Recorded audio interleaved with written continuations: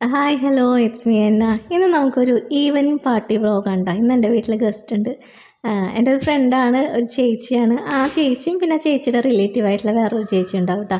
അപ്പോൾ ഒരു 5 മണി ആ നേരത്ത് വരുന്ന പറഞ്ഞത്. പക്ഷെ അവർ വന്നപ്പോൾ നല്ല ലേറ്റായി, 7 മണിക്കാവാറായി. അപ്പോൾ ഞാനൊരു 4:30 5 മണിയോട് കൂടി ഐറ്റംസൊക്കെ ഉണ്ടാക്കി വെച്ചു കേട്ടോ. അപ്പോൾ നമ്മൾ ഫസ്റ്റ് ഉണ്ടാക്കുന്ന പഴം നുള്ളിയതെന്ന് പറഞ്ഞിട്ട് ഒരു ഈവനിങ് സ്നാക്കാണ്. നല്ല പഴുത്ത പഴം എടുക്കണം കേട്ടോ. പഴുത്ത പഴം എടുത്തിട്ട് ഇതുപോലെ കട്ട് ചെയ്തെടുക്കുക, 4ആയിട്ട് കട്ട് ചെയ്തിട്ട് ചെറിയ ചെറിയ പീസാക്കാം കേട്ടോ.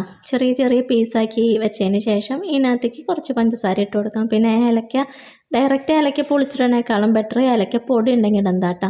അത് ഇട്ട് കൊടുത്തിട്ട് പിന്നെ കുറച്ച് മൈദ ഇട്ട് കൊടുക്കുക. കുറച്ചെന്ന് പറഞ്ഞാൽ ഒരു 4-5 സ്പൂൺ ഉണ്ടാകും, വലിയ സ്പൂൺ മൈദ ഇട്ട് കൊടുക്കാം. അത് കഴിഞ്ഞ് കുറച്ച് തേങ്ങ, ഒരു 4 സ്പൂണോ 3 സ്പൂണോളം തേങ്ങ, നിങ്ങളുടെ ഇഷ്ടത്തിനനുസരിച്ചിട്ട്. അതിന് ഒരു കറക്റ്റായിട്ടുള്ള റേഷ്യോ ഞാൻ പറയുന്നില്ല, കാരണം ഓരോരുത്തർക്കും ഓരോന്നിൻ്റെ ടേസ്റ്റ് ഡിഫറെൻ്റ് ആണ്.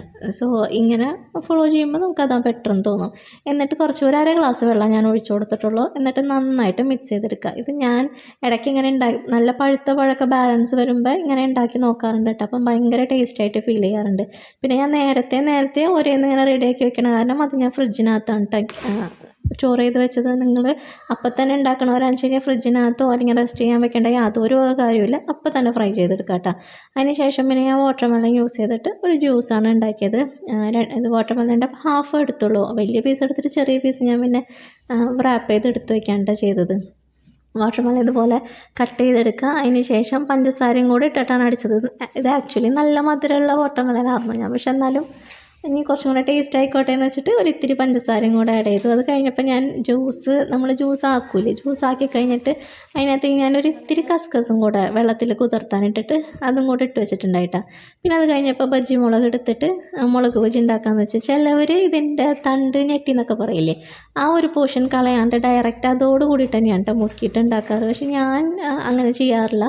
എനിക്ക് ആ തണ്ട് കളഞ്ഞിട്ട് ഉണ്ടാക്കുന്നതാണ് ഇഷ്ടം. പിന്നെ എന്തോ എനിക്കതാണ് നല്ലതെന്ന് തോന്നാറ് കേട്ടോ.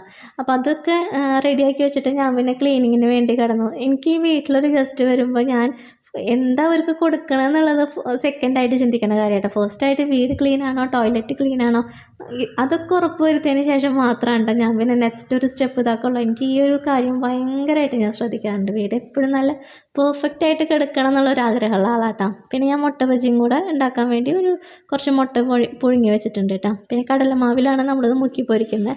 സോ കടലമാവ് എടുത്തിട്ടുണ്ട്. ആവശ്യത്തിന് ഉപ്പിട്ട് കൊടുക്കുക. ഒരു 1/4 സ്പൂണോളം കായം പൊടി ഇട്ട് കൊടുക്കാം. ഒരു അര സ്പൂണോളം മുളക് പൊടി ഇട്ട് കൊടുക്കുക കേട്ടോ. കാശ്മീരി ചില്ലി യൂസ് ചെയ്യാത്തതാണ് ബെറ്റർ, നോർമൽ മുളക് പൊടി ഇടുന്ന കേട്ടോ നല്ലത്. എന്നിട്ടൊരു സ്പൂൺ വെച്ചിട്ട് നന്നായിട്ട് മിക്സ് ചെയ്ത് കൊടുക്കുക. അതിന് ശേഷം ആവശ്യത്തിന് വെള്ളം മെല്ലെ മെല്ലെ ഒഴിച്ച് നല്ലൊരു കുഴമ്പ് രൂപമാവില്ലേ, അങ്ങനത്തെ ഒരു കൺസിസ്റ്റൻസിയിൽ എത്തണ വരെ നന്നായിട്ട് മിക്സ് ചെയ്യുക കേട്ടോ.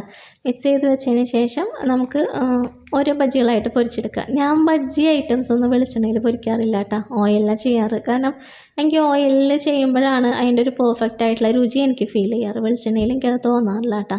അപ്പോൾ ഞാനിങ്ങനത്തെ 2 ക്യാനിനകത്ത് വെളിച്ചെണ്ണയും ഓയിലും വെക്കാറ്. അതിനകത്ത് ഫില്ല് ചെയ്തതിന് ശേഷം ബാക്കിയുള്ള ഓയിലായാലും വെളിച്ചെണ്ണയിലും വേറൊരു വലിയൊരു ടിന്നിലാണ് കേട്ടോ വെക്കാറ്. അപ്പോൾ ഞാനിത് കഴിഞ്ഞതിന് ശേഷം ഇത് ലിക്വിഡ് ഒഴിച്ച് നന്നായിട്ട് വാഷ് ചെയ്ത് ഉണക്കാൻ വെക്കും കേട്ടോ. അത് ഉണങ്ങി കഴിഞ്ഞിട്ടാണ് ഞാൻ അതിനകത്ത് കൊഴിക്കാറ്. കാരണം അല്ലെങ്കിൽ ചിലപ്പോൾ ഒരു കാറച്ച സ്മെല്ലോ അല്ലെങ്കിൽ ആ ഒരു വെളിച്ചെണ്ണയുടെയും ഓയിലിൻ്റെ ഒരു അടിവശം അവിടെ കിടക്കുന്നുണ്ടാവുമല്ലോ, അതിൽ കൂടെ വീണ്ടും റീഫിൽ ചെയ്യേണ്ടെന്ന് തോന്നും കേട്ടോ. കാരണം വീണ്ടും അത് അത്ര നാൾ തന്നെ ഇരിക്കല്ലേ, അപ്പോൾ എന്തോ എനിക്കത് നന്നായിട്ട് തോന്നാറില്ല. അപ്പോൾ ഇങ്ങനെ ഞാൻ സ്ഥിരമായിട്ട് ചെയ്തിട്ടാണ് എടുത്ത് വെക്കാറ്. എന്നിട്ട് പിന്നെ വാട്ടർമെലൺ നമ്മൾ ജ്യൂസാക്കി അതിന് ശേഷം ഞാൻ ബജ്ജിക്ക് കഴിക്കാനായിട്ട് ഒരു ചമ്മന്തി ഉണ്ടാക്കിയിട്ടാണ്. മുളക് ബജ്ജി മുട്ട ബജ്ജിക്കൊക്കെ കഴിക്കാൻ പറ്റിയതാണ്. ഈ ചമ്മന്തിയുടെ റെസിപ്പി ഞാൻ സ്വന്തമായിട്ട് കണ്ടുപിടിച്ചതാണ്, വേറെ ആർക്കും അറിയില്ല കേട്ടോ. അപ്പോൾ അതിന് ഞാൻ 2 സവാള എടുത്തിട്ടുണ്ട്, ഒരു 5 അല്ലി വെളുത്തുള്ളി ഇട്ടിട്ടുണ്ട്, ഒരു തക്കാളി എടുത്തിട്ടുണ്ട് കേട്ടോ. സവാള അധികം വഴറ്റേണ്ട കാര്യമില്ല, ഓയിലാണ് കേട്ടോ ഞാനിത് പ്രിപ്പയർ ചെയ്യുന്നത്. ഓയിലൊഴിച്ചു, സവാള ഇട്ട് കൊടുത്തു, വെളുത്തുള്ളി, പച്ചമുളക്, തക്കാളി ഇട്ട് കൊടുത്തിട്ട് അധികം വാട്ടാൻ നിൽക്കരുത് കേട്ടോ. ഒരു 1/4 സ്പൂണോളം ചിക്കൻ മസാല ഇട്ട് കൊടുത്തിട്ടുണ്ട്, അര സ്പൂണോളം സോയാ സോസ്, അര സ്പൂണോളം ടൊമാറ്റോ സോസ് കേട്ടോ. ഇത്രയും ഒഴിച്ചു കൊടുത്തിട്ട് മിക്സ് ചെയ്യാൻ, ഫ്ലെയിം ഓഫ് ചെയ്യുക കേട്ടോ. ഒരുപാട് വാടിക്കഴിഞ്ഞാൽ ഇതിന് ടേസ്റ്റ് ഉണ്ടാവില്ല. ആവശ്യത്തിന് ഉപ്പ് കേട്ടോ നിങ്ങൾ നോക്കിയിട്ട് ഇട്ട് കൊടുക്കുക. അതിന് ശേഷം മല്ലിയില ഞാനിങ്ങനെ ഒരു കവറിലാണ് കേട്ടോ എടുത്ത് വയ്ക്കാറ്. കാരണം കഴുകിയിട്ട് ഇങ്ങനെ ഒരു കവറിൽ വയ്ക്കുമ്പോൾ എനിക്ക് എപ്പോഴും മല്ലിയില ഭയങ്കര ഫ്രഷ് ആയിട്ടിരിക്കണ മാതിരി തോന്നും കേട്ടോ. ഇരിക്കണ മാതിരി തോന്നല്ല, അങ്ങനെ ഇരിക്കും. അത് കഴിഞ്ഞിട്ട് നമ്മൾ ഓഫ് ചെയ്ത് വെച്ചാൽ ആ ചമ്മന്തിയുടെ മുകളിലോട്ട് മല്ലിയിലയും കൂടി ഇട്ട് ജസ്റ്റ് ഒന്ന് മിക്സ് ചെയ്ത് വെച്ചിട്ട് അതൊന്ന് ചൂടാറുമ്പോൾ നമുക്കത് മിക്സിയിൽ അടിച്ചെടുക്കാം. അപ്പോൾ അത് കഴിഞ്ഞതിന് ശേഷം പിന്നെ പഴം ഫ്രൈ ചെയ്യാൻ വേണ്ടി നിന്നിട്ട് നമ്മൾ നേരത്തെ ഉണ്ടാക്കി വെച്ച ഒരു ബാറ്ററിയിൽ അപ്പോൾ ഞാൻ ഓയിൽ ചട്ടി എടുത്ത് ഇൻഡാലിയൻ ചട്ടി എടുത്തിരിക്കുന്നത് ചട്ടി എടുത്ത് ഓയിൽ ഒഴിച്ചതിന് ശേഷം ഫസ്റ്റ് ഞാൻ പഴമാണ് ഫ്രൈ ചെയ്തെടുക്കുന്നത്. കാരണം എന്താണെന്ന് വെച്ച് കഴിഞ്ഞാൽ ഇനിയുള്ള 2 ബാറ്ററും വരണത് ഒരു സ്പൈസി ആയിട്ടും വേറൊരു മസാല ടേസ്റ്റൊക്കെ വരണം മാതിരി തോന്നും നമുക്ക്. സോ മധുരത്തിൻ്റെ ഐറ്റം ഫസ്റ്റ് അങ്ങോട്ട് പൊരിച്ച് മാറ്റി കഴിഞ്ഞാൽ പിന്നെ അത് രണ്ടും ചെയ്യാമല്ലോ എന്നുള്ള അങ്ങനെ ഒരു ഇതിൽ ചെയ്താട്ടാ. പിന്നെ നമ്മൾ ചട്ടിയിൽ വെളിച്ചെണ്ണ അല്ലാണ്ട് ഓയിൽ ഒഴിച്ച് കഴിഞ്ഞാൽ ആ ചട്ടിയുടെ സൈഡ് ഇതുപോലെ ഒരു പാട് വന്നിരിക്കും കേട്ടോ, കറമാതിരി.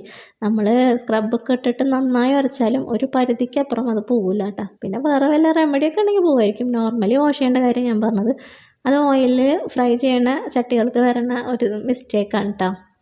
അപ്പോൾ അതിന് ശേഷം മുട്ട നമ്മൾ പഴം ഉണ്ടാക്കി കഴിഞ്ഞു. പിന്നെ മുട്ട ഉണ്ടാക്കുമ്പോൾ നിങ്ങൾ നിർബന്ധമായിട്ടും ഒരു കൈ അകലത്തിൽ നിന്നിട്ട് ഉണ്ടാക്കണം കേട്ടോ. കാരണം മുട്ടയുടെ ആ ഒരു എല്ലാ പാർട്ടിനകത്തേക്കും മാവ് എത്തിയില്ല എന്നുണ്ടെങ്കിൽ ഡെഫിനറ്റായിട്ട് അത് പൊട്ടിത്തെറിക്കുന്നു പറഞ്ഞു കഴിഞ്ഞാൽ നിസ്സാര രീതിയിലല്ല, നല്ല ഹ്യൂജ് ആയിട്ടുള്ള രീതിയിൽ കേട്ടോ.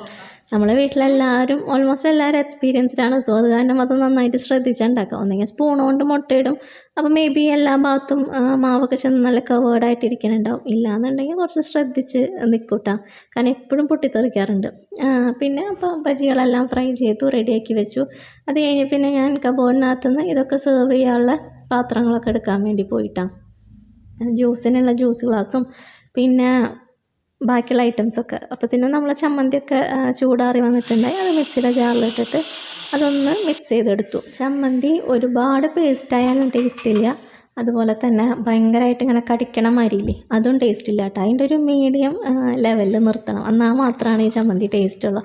പേസ്റ്റായി കഴിഞ്ഞാൽ കഴിക്കാൻ ഒന്നിനും കൊള്ളില്ല കേട്ടോ. പിന്നെ ഭയങ്കരമായിട്ട് കടിക്കാണ്ടെങ്കിൽ അതും കൊള്ളില്ല.